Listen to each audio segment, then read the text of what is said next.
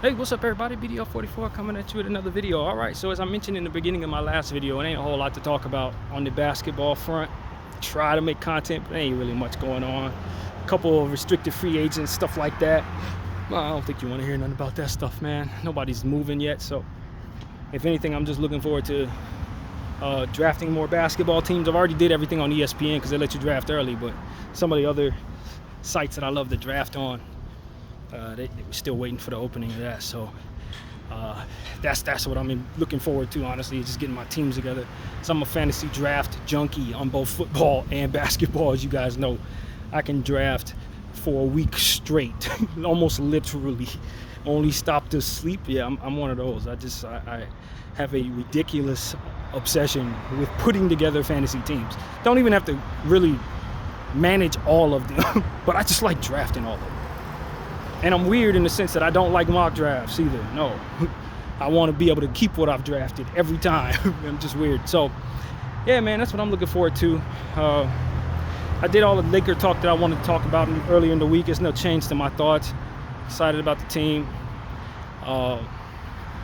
If anything, I just wanted to just check in with all of my folks who follow me on basketball, let you know I'm still around, that I'm still interested. It's just nothing to talk about. And creating content for the sake of just getting clicks tends to not be something that I have a desire to do. It's just not who I am. And sometimes during the summer there's things to talk about. Sometimes it's, you'll have a transaction here or there, a trade. You're just like, yo, where'd that come from? And then you have something to talk about for a week. But right now, people are just doing their lists online, or this guy versus that guy. I'm not that type of person to come up with that type of content. I don't really put much credence into that content when others people do it, so I don't do it myself either. But if anything, I just am curious to know, since I do have this on my mind, what's going to happen with some of these restricted guys. I think most of them probably end up taking qualifying offers. You got Quentin Grimes, you got Josh Giddey, you got Cam Thomas, and I believe it's someone else too. Someone else that's not coming to mind, but it's about 4 guys right now of prominent names for the most part that you expect will probably have to sign qualifying offers. Jonathan Kuminga, that's who the other person is.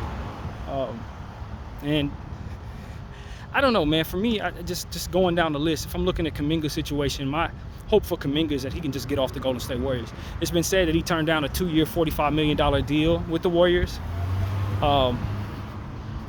which is, I don't know if that's a bad idea given how things have gone with the Warriors. If money is not everything for you, and you see how the Warriors have pretty much tanked his overall NBA stock by giving him half of the minutes that he deserves, not putting him in positions to really be showcased at all, just so that they can lowball his numbers. I don't blame him for wanting to get out of there at all costs, man. It's never been a good situation for him, really. I do believe he won a championship with them. I think he was drafted after that. Maybe it was his rookie season, I'm not sure. But other than that, I don't think it's a whole lot for him to like about being in Golden State. It's just not. And he's a go-to scorer. He might have some limitations, may not be a good three-point shooter at this stage in his career, which kind of sucks if you're trying to be a Warrior, but he can drive at the rim. He puts the ball on the floor pretty good. He's an athlete. And I think there's a lot of situations that I think he would thrive in, especially situations where shooting is found in abundance around him, or a team that could use some athleticism. A team that comes to mind for me, I think about the Brooklyn Nets. He could be showcased there. They got nothing but facilitators, not really a lot of shooting, but they got facilitators over there.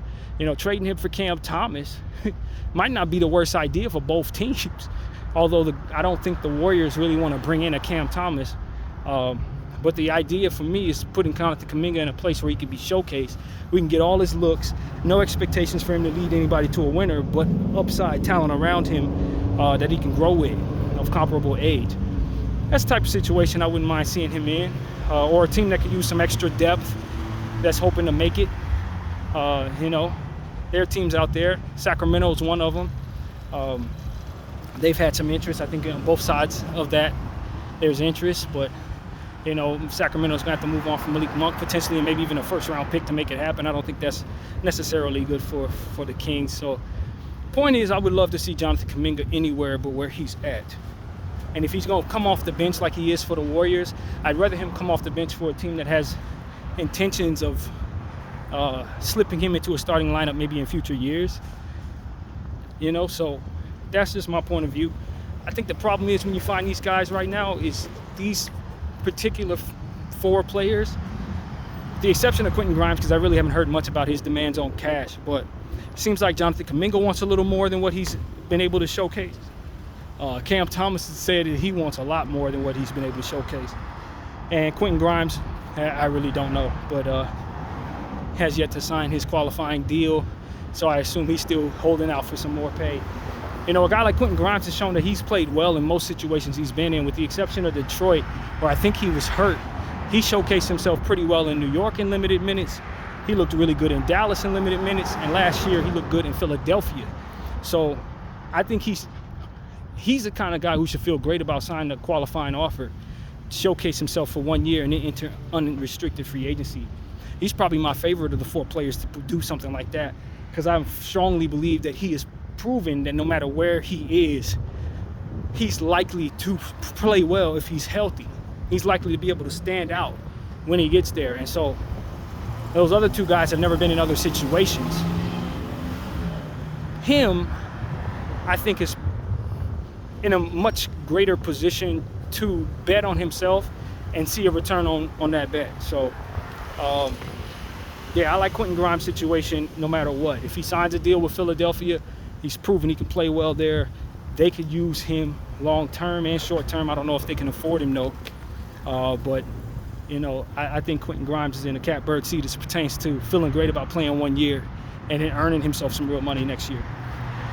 Cam Thomas, his situation is really unique because, from what I understand, he is asking the Nets to cough up about anywhere from $30 to $40 million a season for him.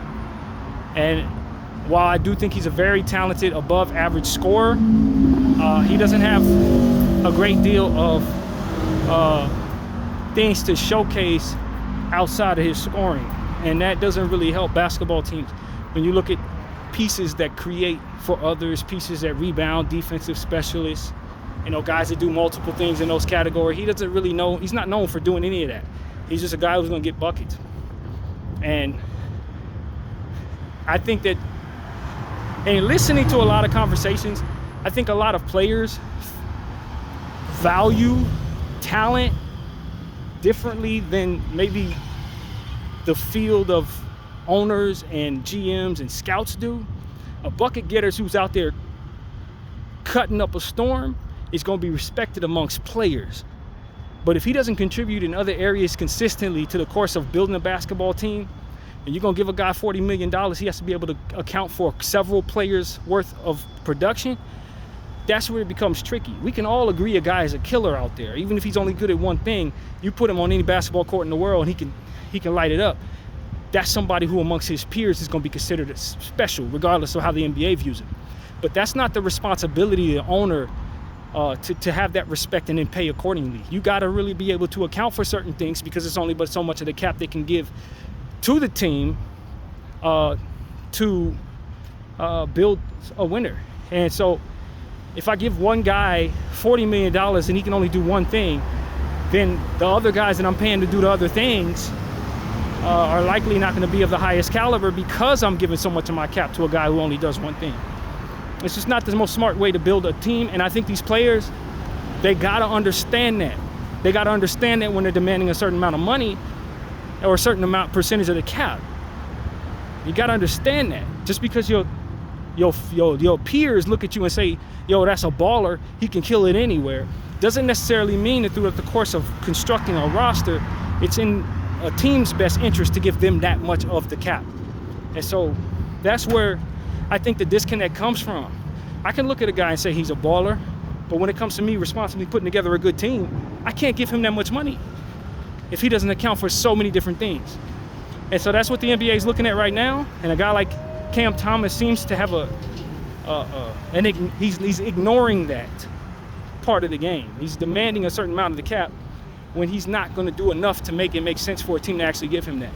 And then when he's bringing forth comparable players to say, hey, this guy makes this amount, he does what I do, he's bringing up guys who have a greater cachet than him, who've probably won a little more than him, and who are on contracts that most of the NBA don't like them being on. So when you talk about Cam Thomas, and he's saying, okay, I want to make Emmanuel Quickley money. Okay, I want to make Tyler Hero money. Okay, I want to make RJ Barrett money. He brought up 3 contracts of players that are considered better than him, of whom are on contracts that nobody wants. So he's hurting his case to say, oh, so you want to be one of them guys that people are paying that they shouldn't be paying that much, is essentially what he's saying. And so I don't know who his representation is, but they're approaching this all wrong. And I don't think he's going to get what he's looking for. From what I understand, the Nets are interested in paying him maybe half of that at the most. At the most. I heard somewhere like 14 million is what they'd be comfortable giving him. And if I'm being honest, as I was sitting there watching Trevor Lane's content and they were discussing this multiple times, really, they discussed this, I asked myself what I would be willing to give Cam Thomas based on what I think he's going to do, based on, you know, the logic that I provided. Probably about 15, man. 15 million. If I'm seriously trying to build a team that can win, if I'm serious about building a team that can win and I want him to be a piece on that team, I give him about 15 million a year. And I think they said 14. So it's like we're on the same page. I think the non-basketball players and those who spend most of their time thinking about how to build a team properly, I think we're all on the same page. It's not responsible for any team to look at what Cam Thomas does and say, let me give him $40 million of the cap. Now, if we're in a different world where the highest paid player is making $600 million on a 7-year contract, 5-year contract, yeah, then we can give him based on that inflation. But based on what we're at right now, no, we can't. Based on what it is I believe he's bringing to the table, I can't responsibly give him that amount. I can't responsibly give him that amount. That's a bad contract. I'm signing up for a very bad contract. And he's going to have to respect that with the limited ability that he has to affect multiple areas of the game, coupled with his expectations for staying healthy, which are not great. He's not that greatest expectation to stay healthy. Coupled with what has already been shown, he's been in Brooklyn for several years. Team has never really been any good. He's never really had a major role. Is that his fault? I don't know. I don't think so. Probably not. It's probably the coaches and what coaches think they can do with a player. All of that just comes together to say, yo, man, you may be able to kill it on a basketball court. I don't doubt that you can, on your best day, score 60 points. But on your best day, you probably give me 5 assists. On your best day, you probably give me about 5 boards. On your best day, you probably give me a steal. The other areas of the game that count, you don't account for. And that, coupled with you not being an Iron Man who's going to play 82 games a season plus playoffs, just doesn't make it so that I have any reason to give you all of that if I'm an owner trying to build a team that I can maneuver into a winning situation. And so that's really what it is. I don't think he's wrong for trying to play up his value. If you shoot for the moon, you may hit one of the stars, right? You know, somebody paid people's contracts that shouldn't have been given that amount. You know, we've seen guys get ridiculous contracts before and be overpaid. I don't see why a guy shouldn't be ambitious to try to position himself into being overpaid, but you got to ask yourself what works. If you're asking people to consider, if you're openly telling the world to consider overpaying you, what you're doing is giving a million minds the ability to think about that. And when most logical people who understand the functionality of this league think about that, they're going to say no, and it's going to be less likely that you're going to convince the people who need to pay that to do that. So I just think that his representation may have went about this the wrong way if they indeed leaked his desires to be paid like Quickley, like Hero, and like RJ Barrett. You know, those guys have been able to accomplish more. They have bigger names than him. Their teams have been more successful with them on it than him. It's just not, he's not in a position, based on what he's shown, to really compare himself to those players, even if his peers see him as one of those guys.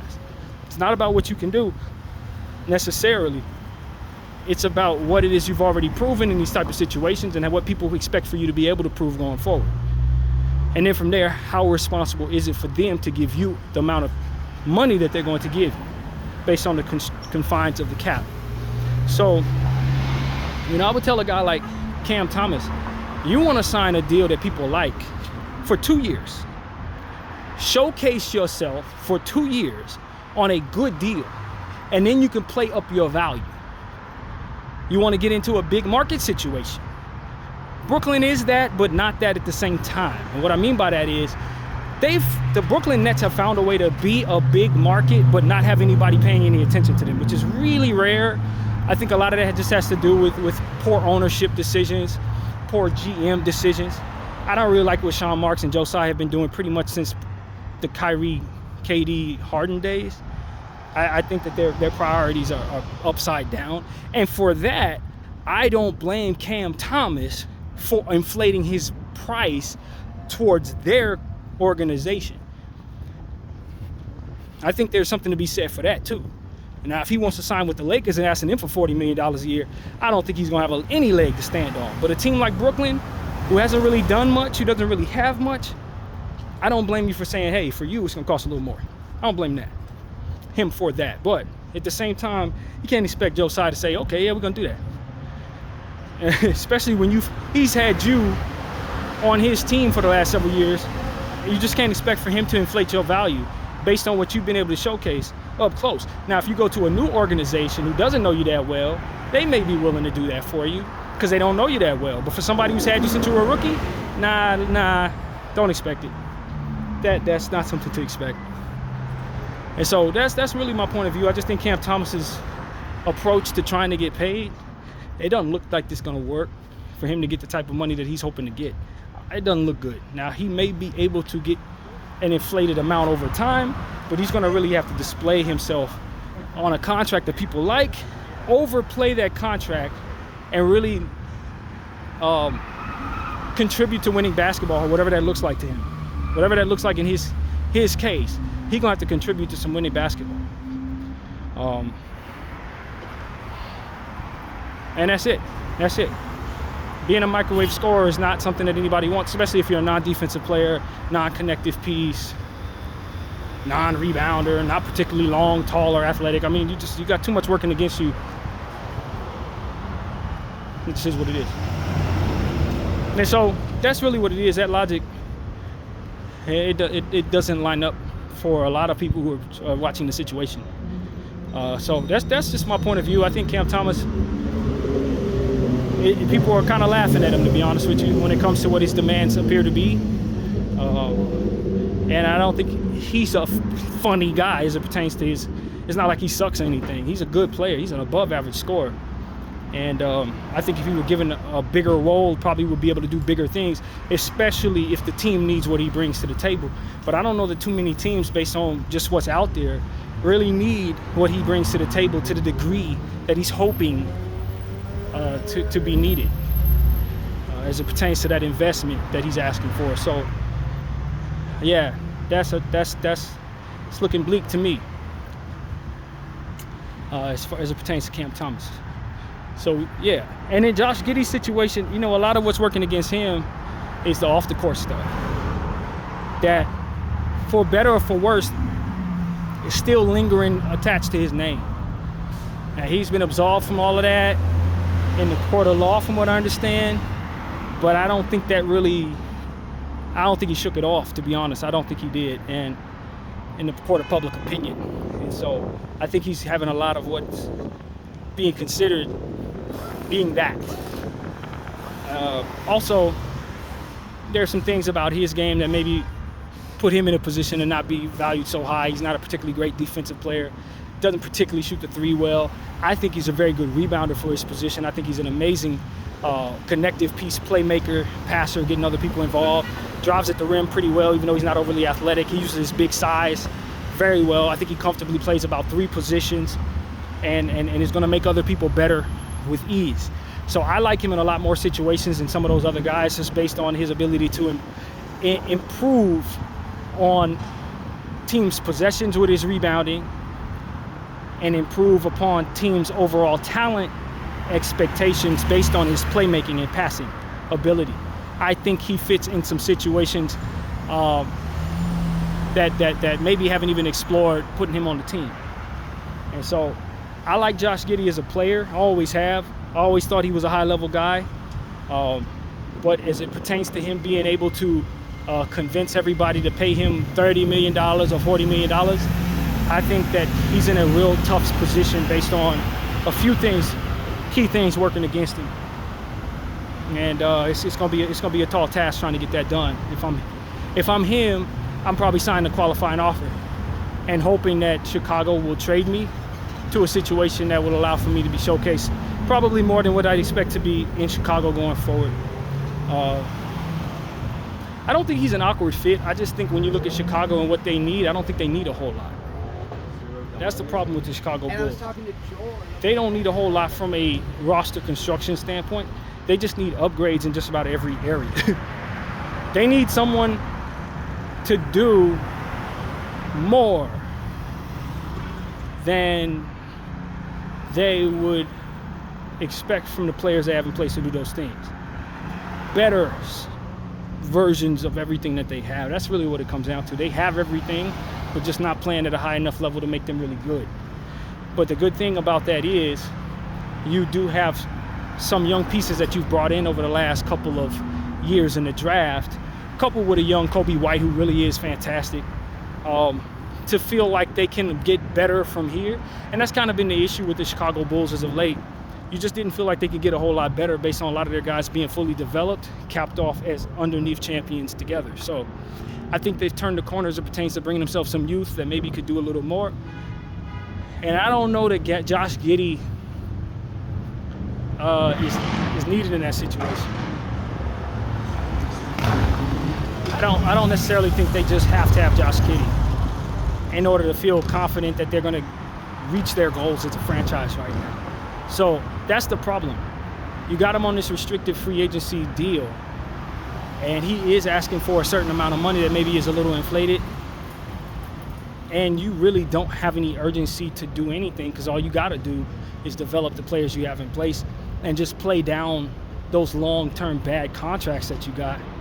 Try to get rid of them if at all possible. A guy like Patrick Williams, the Bulls will go a long way in fixing their situation for getting Patrick Williams off of their books. His contract was bad when he signed it. It's a long-term deal, 5 years he signed. It's just not a good deal. He's not that. At this point, he's proven that he's not that. And you really don't feel that great about having him on your team at this point on that contract. So I don't know if it makes any sense to stretch him because it's not that crazy of a year-to-year deal. But trying to move it has proven to be very difficult, or maybe they haven't even tried to, but should be.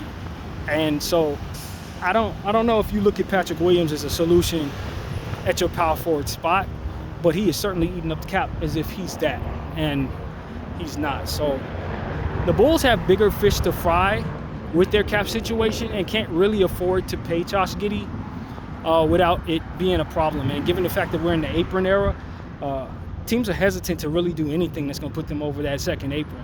I don't know where the Bulls are as it pertains to that, but you know, they've been able to get rid of some bad contracts. Zach LaVine's gone, DeMar DeRozan's gone.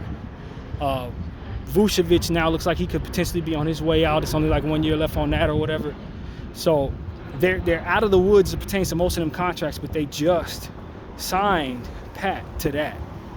So they don't want to sign Giddey to anything that they're not going to be pleased with. So yeah, they're just in a world of confusion there in Chicago, have been for several years. I think the worst of it could potentially be over, but with the brain trust that they have in place, you never know what they're about to do next. That ain't going to make any damn sense. I do believe they played Kobe White, but I like Kobe White. I think he's a hell of a player. I don't really know what his contract is to say it's a good contract or not, but just in a nutshell, I feel great about Kobe White going forward. So I wouldn't look at him as necessarily a bad piece to have unless that contract is crazy. But that's really what it is. I just think Chicago is forever in a bad situation, just simply because they haven't had good leadership. They haven't made good decisions with who they want to pay. They haven't been willing to let people walk that they probably should have been fine with letting walk for the sake of not taking on bad contracts to those players. And ultimately, I just wonder if they're going to be able to fully develop the young players into their best self so that they can feel great about what they have. It's up in the air at this point. Noah Singh,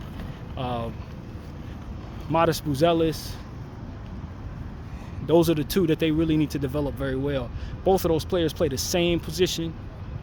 So, and you look at Josh Giddey, he's a guard. They got Kobe White in place. Maybe you put him at the 2-guard spot. Is he your answer at the 2-guard spot? I don't think so, not really. And so it just becomes a situation where Chicago doesn't really have what they need. They probably need a next level center. Somebody who can come in and step in front of Vucevic and kind of take the reins from there. I don't know where they're gonna get that player. If they can get that player, I doubt it. So it's just a weird spot for the Chicago Bulls. And I think the most important thing, the very most important thing for them to do is get out from under that Pat Will contract personally. So Giddey's not a priority, and I can see this being a holdout situation if he decides not to sign that qualifying offer. And I don't think anybody's going to trade for that contract or whatever the case may be in that situation. So, yeah, that just looked like a world of trouble in Chicago as pertains to that. So that's what I see there, man. Like I said, Quentin Grimes' situation of the 4 guys that we talked about is probably the best one. Just sign a qualifying offer, play like you've been playing. Somebody's going to give you the money you're looking for next season. And Kuminga's probably going to have to do the same thing, but I don't like his situation because there's a lot of spite there. With the Golden State Warriors not giving him his minutes, they're probably just going to keep doing the same thing and force him into taking a lesser deal. So I think the most important thing for him, if you see it the way I see it, is getting off of the Warriors. That's the most important thing for Kuminga. Not necessarily how much you make, but just making sure that your contract is somewhere where they're actually going to be able to play. So that's pretty much what I got to say. My name is BDO44. I thank you all for watching.